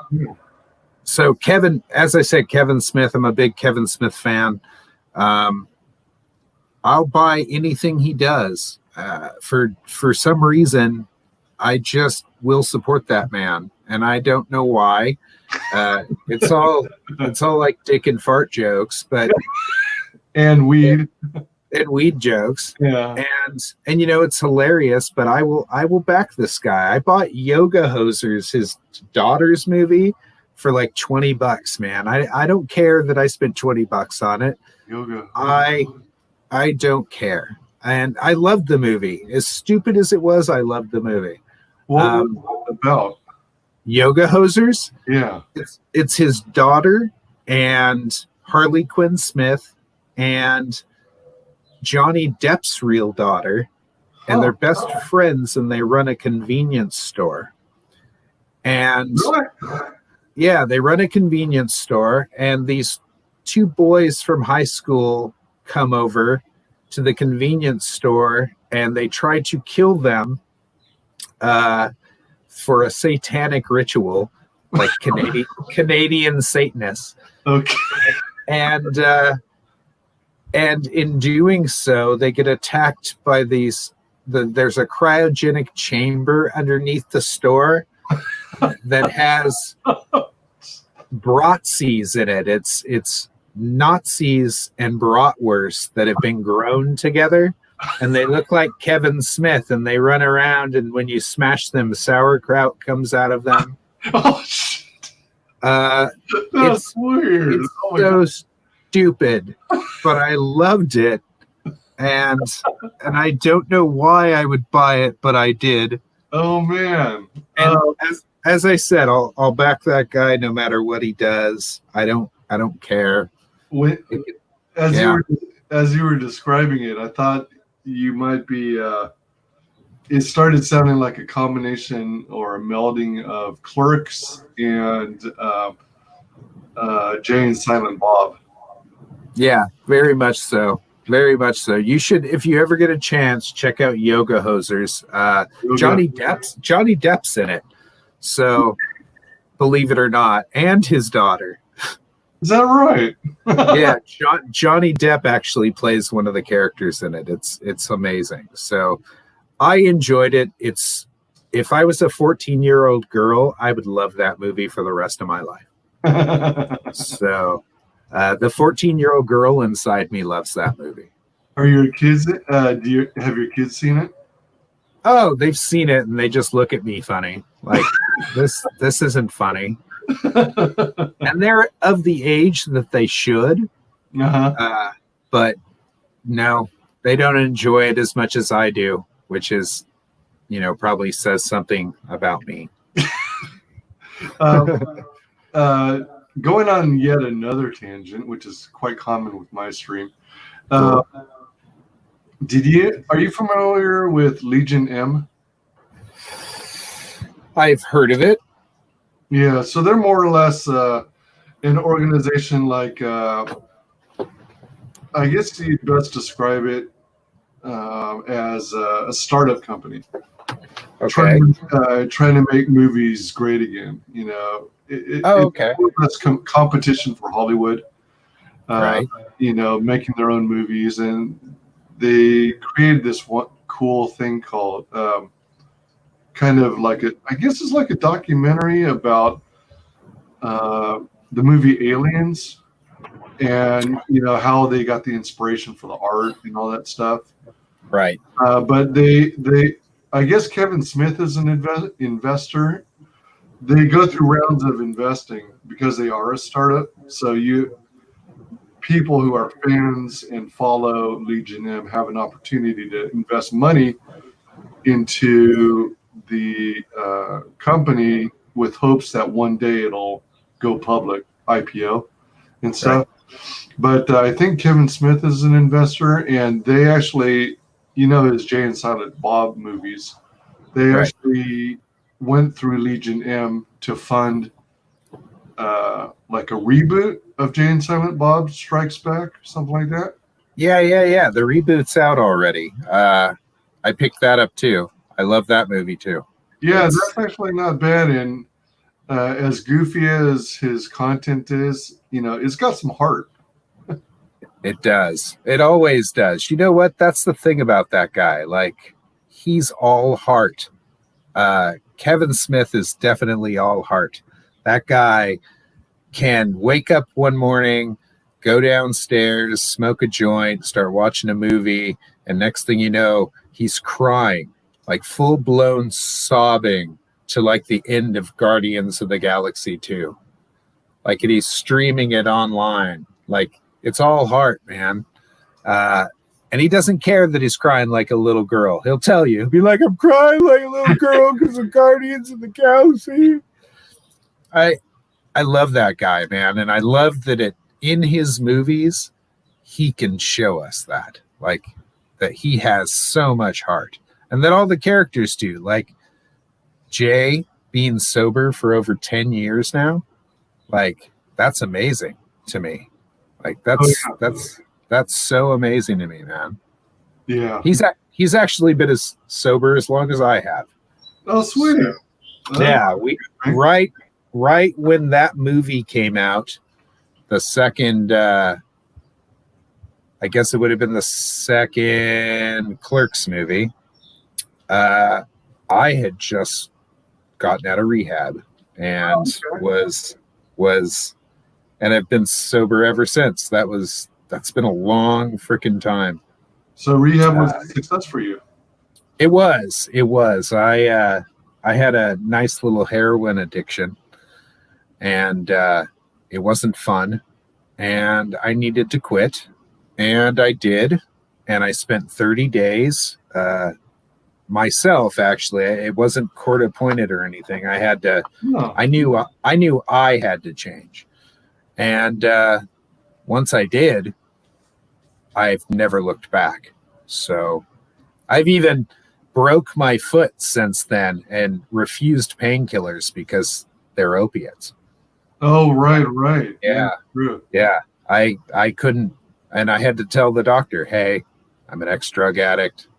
Don't give me drugs. So plain and simple. So you got the surgery done to fix it, and you did it without any kind of painkillers? Correct. Wow. So it was a fracture of my foot. So there was nothing to do except wait. And yeah, it was a fracture that was it wasn't a full break or like a compound break or any of that stuff. It was literally a fracture in the heel of my foot. Oh. And it had kept it's probably one of the most persistent like pains that you can deal with in reference to breaking your foot. So that being said, there was nothing they could do. There was no surgery for it. It was just like, here, you got to wrap this up and keep it up. We can give you painkillers. And I was like, nope, you can't give me painkillers. Do you have to go with a full-on cast or just a brace? No, it was just wrapped. There was because it was the ball of my foot. There's nothing you can do. You just got to stay off it. It took a long time to heal, though. That was the thing, because that part of your foot takes so long to heal when it's fractured as opposed to a full break. It just takes forever. And I was running at the time I broke it, and it was another 2 years before I could start running again. Whoa. So it got better after about 6 months. It was slow. And it was weird. It was definitely different. I had never fractured anything before in my life. So it was the first time that anything had happened like that. So nowadays you don't feel any pain in the heel, the ball of your foot? Nope. I'm good. Oh, nice. Yeah, I can run. I can, it works just fine. So no worries. If it's not too much to ask, if it's too personal, let me know. But was the drug addiction in any way tied to being in the comic book industry? No. Okay. Not at all. Not at all. I came from a family of drug addicts. All right. So, it was in my genes to be an alcoholic or a drug addict. And then, of course, life has a way of messing with you. And when I was young, my father passed away when I was 16 years old. Oh man, It's okay. My father was murdered when I was in high school. holy frick! So that was a little much. So I can say that some of that contributed to that. I didn't know how to deal with that. My mother didn't know how to deal with it. My brother didn't know how to deal with it. So we all kind of did our own thing. So my mom would go to psychologists. I would go to psychologists, and then I thought that using drugs would kind of make me feel better. And I noticed that doing certain drugs like helped me focus, like smoking marijuana or things like that. But this was many, many, many, many years ago, like 30 years ago. So I noticed those things kind of helped me, but what would have really helped me is for me to have a better understanding of myself. I didn't understand myself well enough. I used these things as a crutch. So as opposed to going to a doctor and talking to them about this and then getting on some medication, I was self-medicating, right? Mm-hmm. So in my mind, I was trying to make myself feel better by self-medicating instead of talking to a doctor, talking to a therapist, finding something that works for me and then working it through properly. Mm-hmm. I wasn't able to do that. I knew that I liked doing drugs, so I did them for a long time. Do I believe people in the comic industry do drugs? Yes, there are a lot of creators out there who do drugs. I know them personally. Secondly, do I think it was because of the comic industry? No, I just think they were drug addicts. And it just so happens that that they do drugs and they draw comics. It's that simple. Right. There are certain drugs like methamphetamines, those things will just make you draw for hours. Literally, people can get addicted to anything. Yeah. And yeah, I see prevalence of certain drugs in the comic book industry. Yeah, I think comic book artists like having a good time. Yeah, I think that our job is very cerebral. And in order for us to deal with it sometimes, it requires that we kind of numb our brain down so that we can do the physical aspect of it. Like, who wants to sit at a table for 18 hours? Nobody.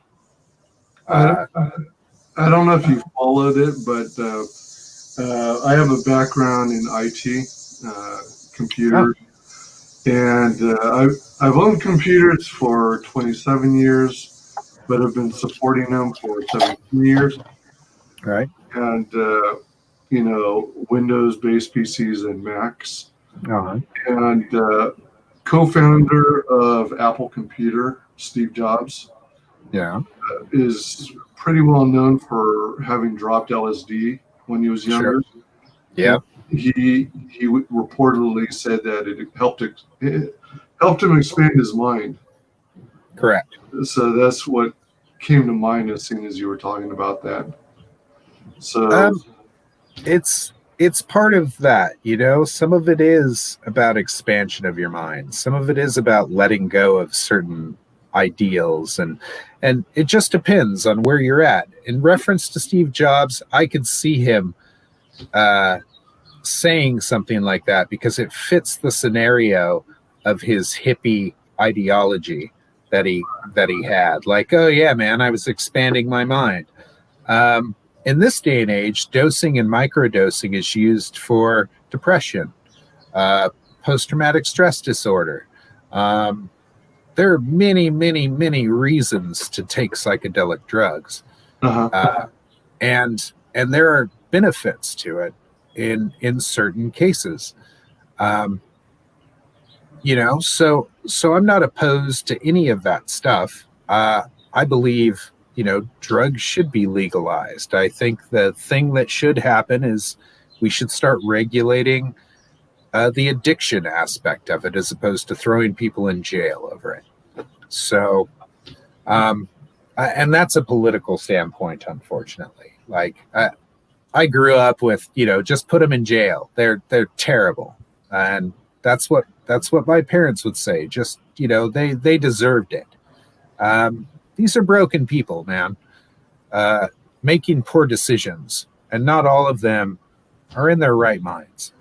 I'm not trying to justify their actions. Right. I'm just saying that no normal human being wants to be addicted to something. No normal human being wants to hurt anybody else. Right. Yep. Right. So you just got to kind of, drugs have their use to a certain extent, but only if used responsibly, only if those things are taken care of therapeutically. I grew up, as I told you, without a dad for many years of my life, and that was tough, man. It was tough because my mother didn't know how to deal with it either, and her husband was gone. She had 2 boys that were the constant reminder of her husband. Like, imagine that. And imagine the resentment that comes from it when a woman like's husband dies, and then you left me here with these 2 children. There's stuff that goes with that. So I was in and out of therapy and doing lots of therapy stuff in reference to all this. So when I talk about my experiences with this, it's coming from a place of therapy is where it's coming from. It's everything that I've been fed since I was 16 years old and have had to rely on to make my life better.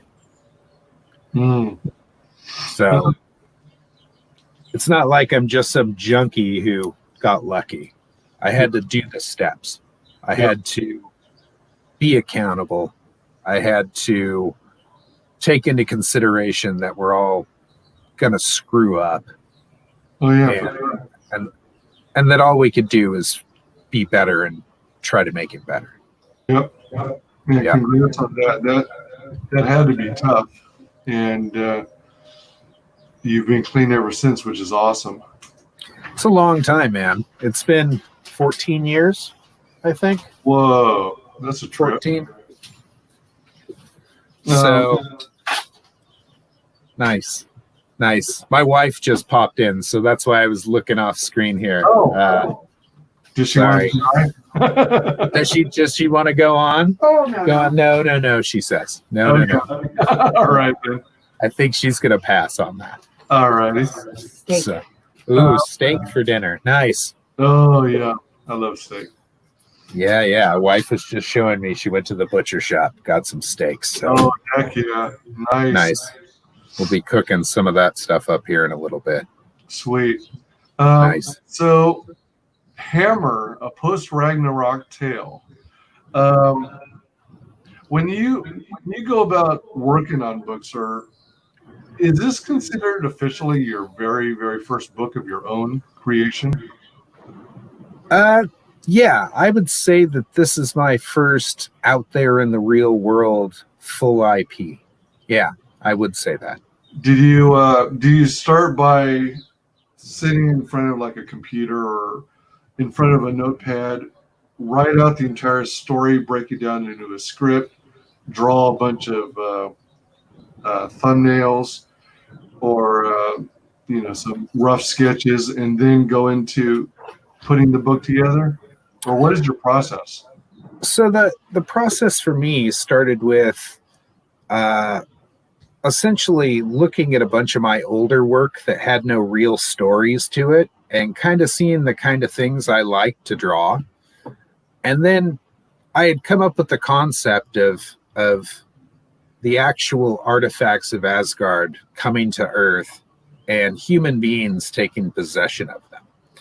So I knew that I had to design a main character at that point. So I usually start in the visual end of the pool. So, and then I write my way around it is what happens. So I'll start sculpting, or I'll start coming up with pinups or whatever that just kind of meet the idea.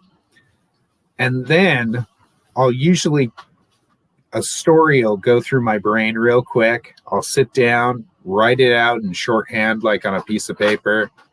And then I start breaking down all the panels and stuff. And then I'll start with, once I've done that, I'll work out my pacing.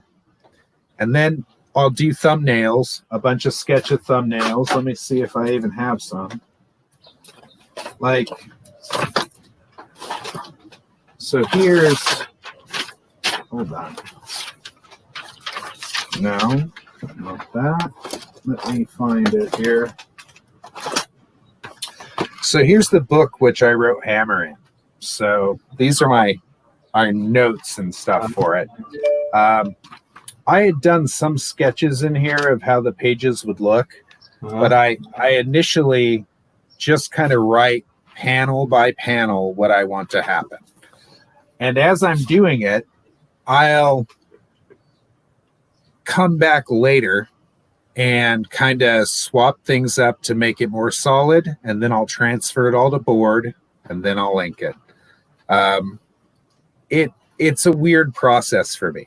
I don't usually write down a strict script. I just know how things are going to play out. And so I start breaking down panels based upon that. And then I'll usually write in the margins kind of what I want to go on.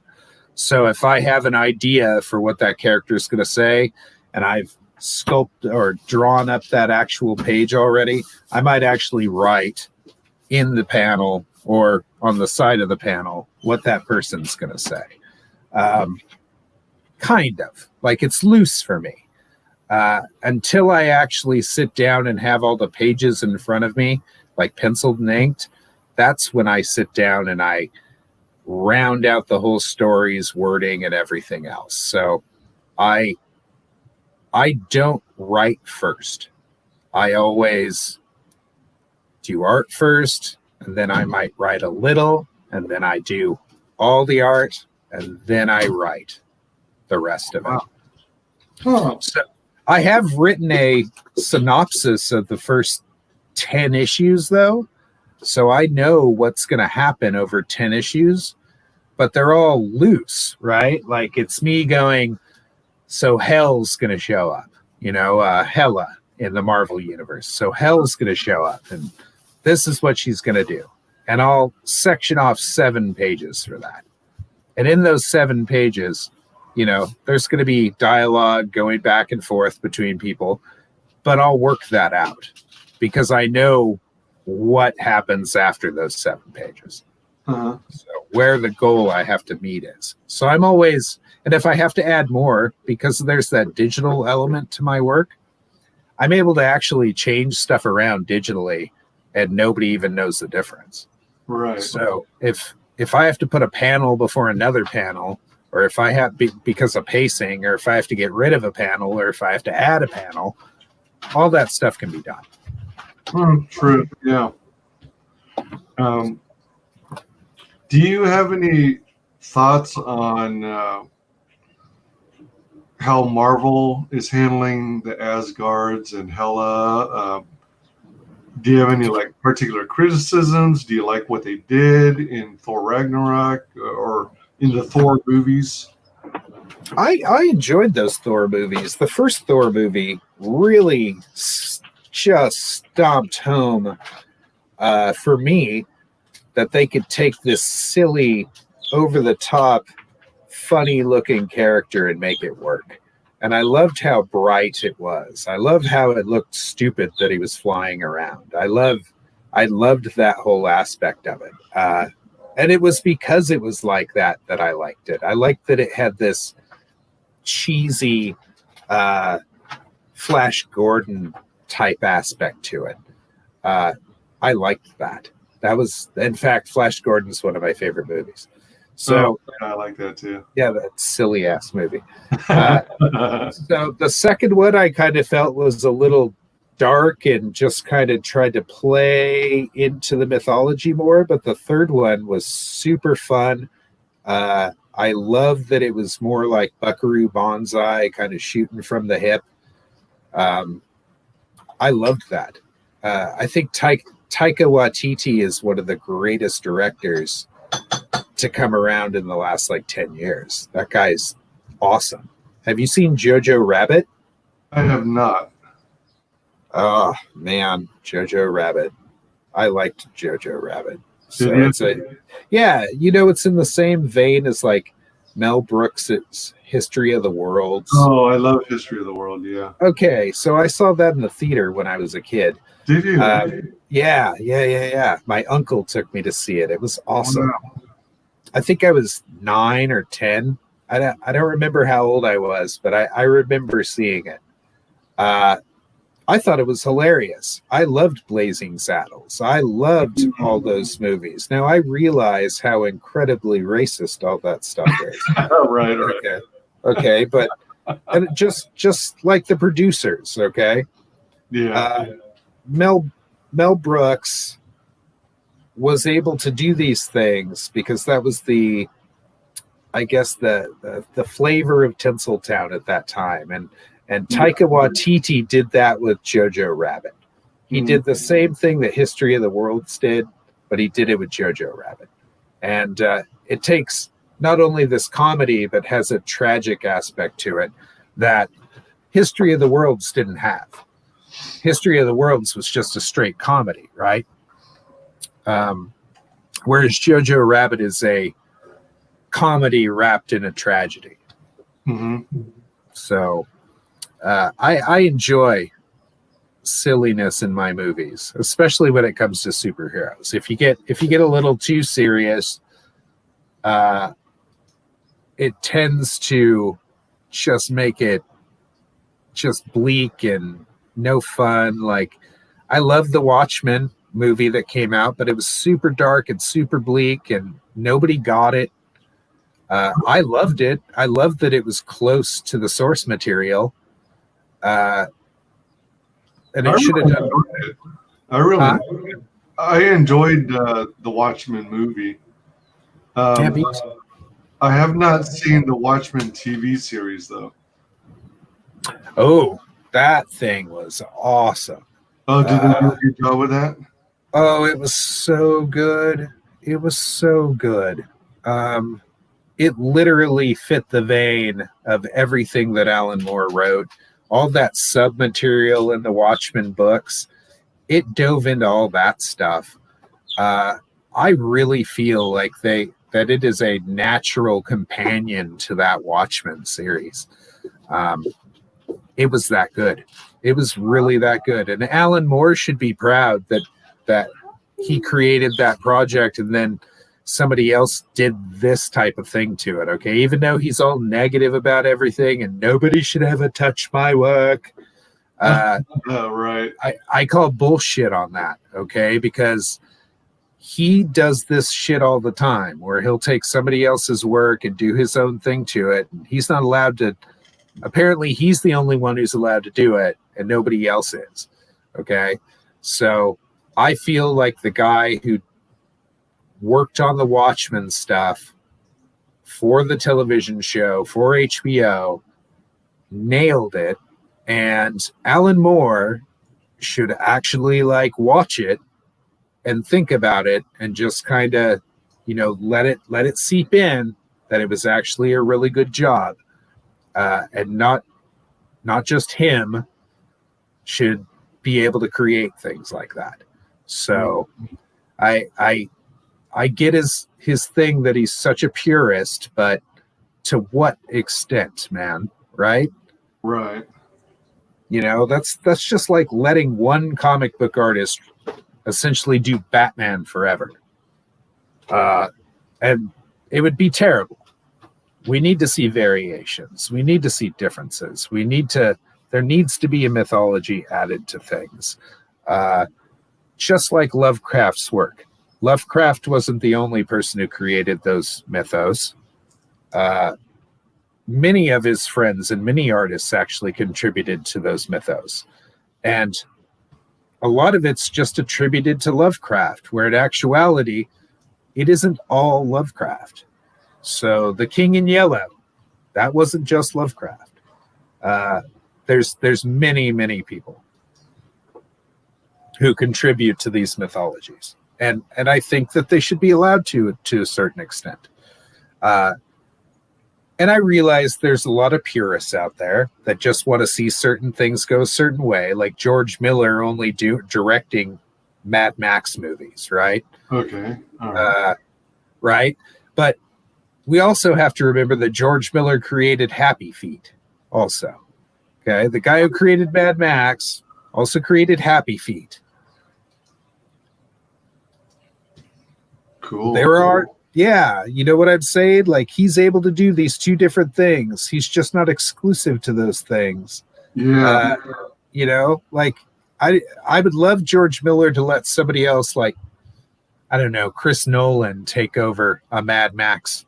That would be interesting. Yeah, it'd be interesting to see what he does with it. Yeah.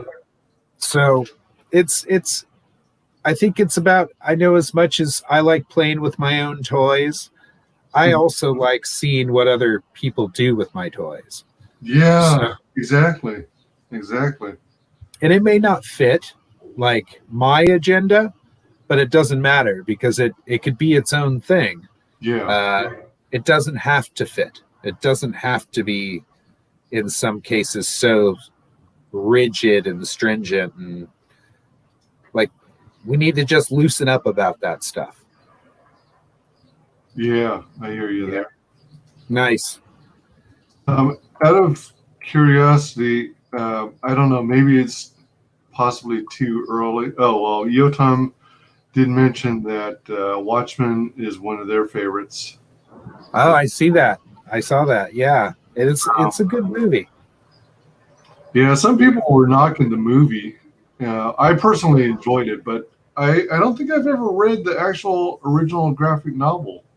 Oh, shame on you. You should you should read that. I You know. should read that. It's like required reading by all comic book people. It is, man. It totally is. You should absolutely be checking that stuff out and reading it. So it's good for you to know. Yeah. I don't know if it's too early, but have you started receiving or seeing, maybe on Twitter, any fan art regarding Hammer yet? No, I have not. Not yet. So I'm hoping at some point somebody will do some more, or somebody will do any. So it would be nice. Just the people who I've asked have been doing the stuff. Oh, gotcha. All right. So Cool. I have yet to have anybody do it just for the hell of doing it. Right. Well, So- it'll come in time. I'm sure it will. So, hey, Wyman, I got to kind of wrap this up for the day, but I believe that Yotam, the person who backed the project today, Oh, yeah. will be the winner of that fantastic card art. Hooray. So I'll be sending not only a card to you, but I'll be sending you the original piece of art, Yotam. I really appreciate it. I'm super stoked that this is going to be going out to Israel, and it's definitely earned. And I thank you so much for backing the project. We'll actually have to do this again, Wyman, if you're up for it. I'm pretty sure that we could just sit here and chat for hours. Oh, heck yeah. I mean, if you didn't have to leave for dinner, then we could have gone on for more hours. No, I appreciate it. I still have to take care of a few things today. Oh, God. And I think that the most I've ever live streamed is like an hour. So this is actually kind of a precedence for me to do 2 hours. Oh, So- right. Yeah. A lot of my promotion videos will go 1 to 2 hours. You know, Uh-huh. they go as long as people are willing to go. personally. Awesome. Well, so oftentimes it goes up to 2 hours, but there have been a couple that have extended into 3 or 4 hours. Nice. Well, we still have 17 days left to back this project, and if you haven't yet, you need to subscribe to WyzGyz and their tweets, their entertainment, and make sure that if they're on are you actually on YouTube? Do you have a subscription on YouTube? Yeah, I'm on YouTube, but I'm not monetized. So okay. I'm still a small channel. But I wanted to highlight that Yotam is really he's thanking us. Yeah. Thank you so much. Awesome. So much. And they're going to push the project so hard, which is I really appreciate it. So I need all the help I can. I'm going to try to come back on here with Wyman sometime in the next 17 days if he'll have me. Heck yeah, absolutely. And maybe we'll get into some harder questions if you'd like to throw some stuff at me next time around. Absolutely. The sooner the better. Because we got to go do a deeper dive into all the cool stuff you have on your campaign. Unfortunately, I went into too many tangents this time. No, it's okay, man. I think that sometime in the next week or so, we should jump on and just do a straight indie run through, and then we can start talking about totally. Politics after that if you want. So we could dive down that road if you'd like. Yeah. So let's definitely get back together, and we'll connect via Twitter DM and coordinate the next best day and time based on our schedules. Perfect. Do you want to take a moment and share with the audience how they can get a hold of you?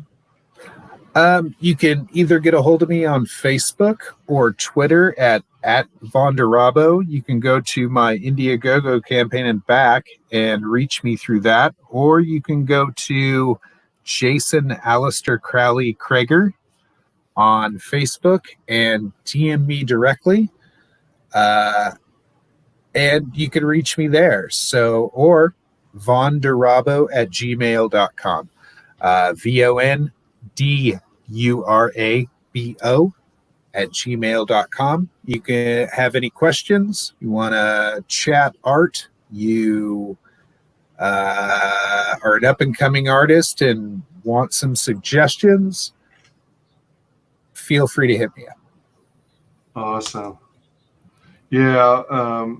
Some people will be shy or timid about asking creators for input, and the fact that you actually make yourself available to provide feedback, suggestions, input, criticism, things like that is really, really appreciated by so many people, and it's really a testament to your character. Oh, thank you, sir. Yeah, anytime. What I do isn't a secret, so I would love to share, and if I can help you learn anything from sculpting to painting to drawing, just let me know, and I'll do what I can to kind of push you in the right direction. Oh yeah, most definitely. I did want to quickly jump straight to this this portion because there's this freaking tier, Bring Me the Head of Loki, 630 claims so far. And for those who are into sculptures and stuff, you get the books, the Hammer book, Benita's J-Live signed edition, as well as the Crager line art edition, also signed. And you get a Loki resin casting. This is one of my favorite tiers. And it comes with a band. Yeah, scroll down, you can see the actual bust that I put it on and stuff like that. It has a base to it that goes with the head. So you can keep scrolling. It's at the bottom. Lots of cool artwork here. Yeah, I wanted to make sure it was nice and full. There we go. There's the base that it's going to come on. Whoo-wee. That is Yeah. that is so cool. Yeah, I'm actually super proud of this sculpture. It kind of poured out of me. It was real quick for me to do. It essentially is the foundation for the character himself and when I draw him. So if I ever need reference, I just go over to it and photograph it in whatever view I need it in, and then I just draw it. You can go ahead and go down a little bit. There's a little more there, a little other view of it. There we go. That's definitely advantageous to have your own bust of it. Right. Back in Yeah, I enjoy it. So it making busts and stuff like that usually takes care of any problems I have when I'm drawing something up. Now, are these actually marbles? Yeah. Or are they like, okay, all right. Nope, they're marbles. They're And just plain marbles. you've molded it in such a way that the marbles won't fall out, or do you supply your own marble? Does everyone have to supply their own marbles? No, it'll be molded. Oh, okay. So it'll be molded into the casting. Oh, wow. Cool. When you do these castings, is it like baked in the oven or something? Oh no. I make a mold out of silicone, and then I pour. It's high impact plastic. It's toy plastic, Okay. and it's 2 parts, and it creates a thermal reaction that heats up, and you end up having a plastic casting when you're done. What you're looking at here is the actual sculpture itself, the wax casting. Oh, okay. All right. Yeah. Oh, this is so cool. Yeah. So, if you're interested in busts and stuff, definitely jump in here. But there are a lot of awesome, worthwhile tiers to choose from, and we'll definitely go over it in greater detail in the next stream. And good stuff. Excellent. Thank you so much. I really do appreciate you doing this for me, Wyman. Oh, my pleasure. Go ahead. Oh, I was just gonna say, to reach me, you can find me on Twitter at WyzGyz Tweets. You can find me on Twitch under WyzGyz Twitches, and I'm on YouTube under WyzGyz Entertainment. Please be sure and like, comment, and subscribe. Mark the bell for notifications, and check mark or select all notifications instead of custom notifications, because YouTube is not doing all that hot when it comes to notifying people live streams. Right. Well, thank you so much again, Wyman. And I really appreciate it. And if you haven't backed, please back my you've backed actually. So thank you, sir. And Yoda, thank you so much. I'm going to be taking off for the night, so let me I'll hit you up later in the week, buddy. And we'll chat about doing this next week. Is that cool? You available next week? I should be. I get because one of my jobs is in retail, I get a schedule every week. It changes every week. So I'll let you know my availability as soon as I get it Thursday. Perfect. And Yotam says, so creative. I love this project. I'll see you guys later. Thank you, bud. I appreciate it. All right. Thank you to everyone for joining us on the stream. Appreciate you all. Thank you to our special guest, Jason. And it's been an honor to have you here. And thank you, sir. We're going to keep promoting your project and have you on this again. Thank you. As many times as we can possibly have you. Yeah, I'd be glad to, man. I think this went rather well. So I appreciate it. And I'm looking forward to talking to you again, okay? Fantastic. All right. So we are going to, y'all have a great day, everyone. We're ending the broadcast in 3,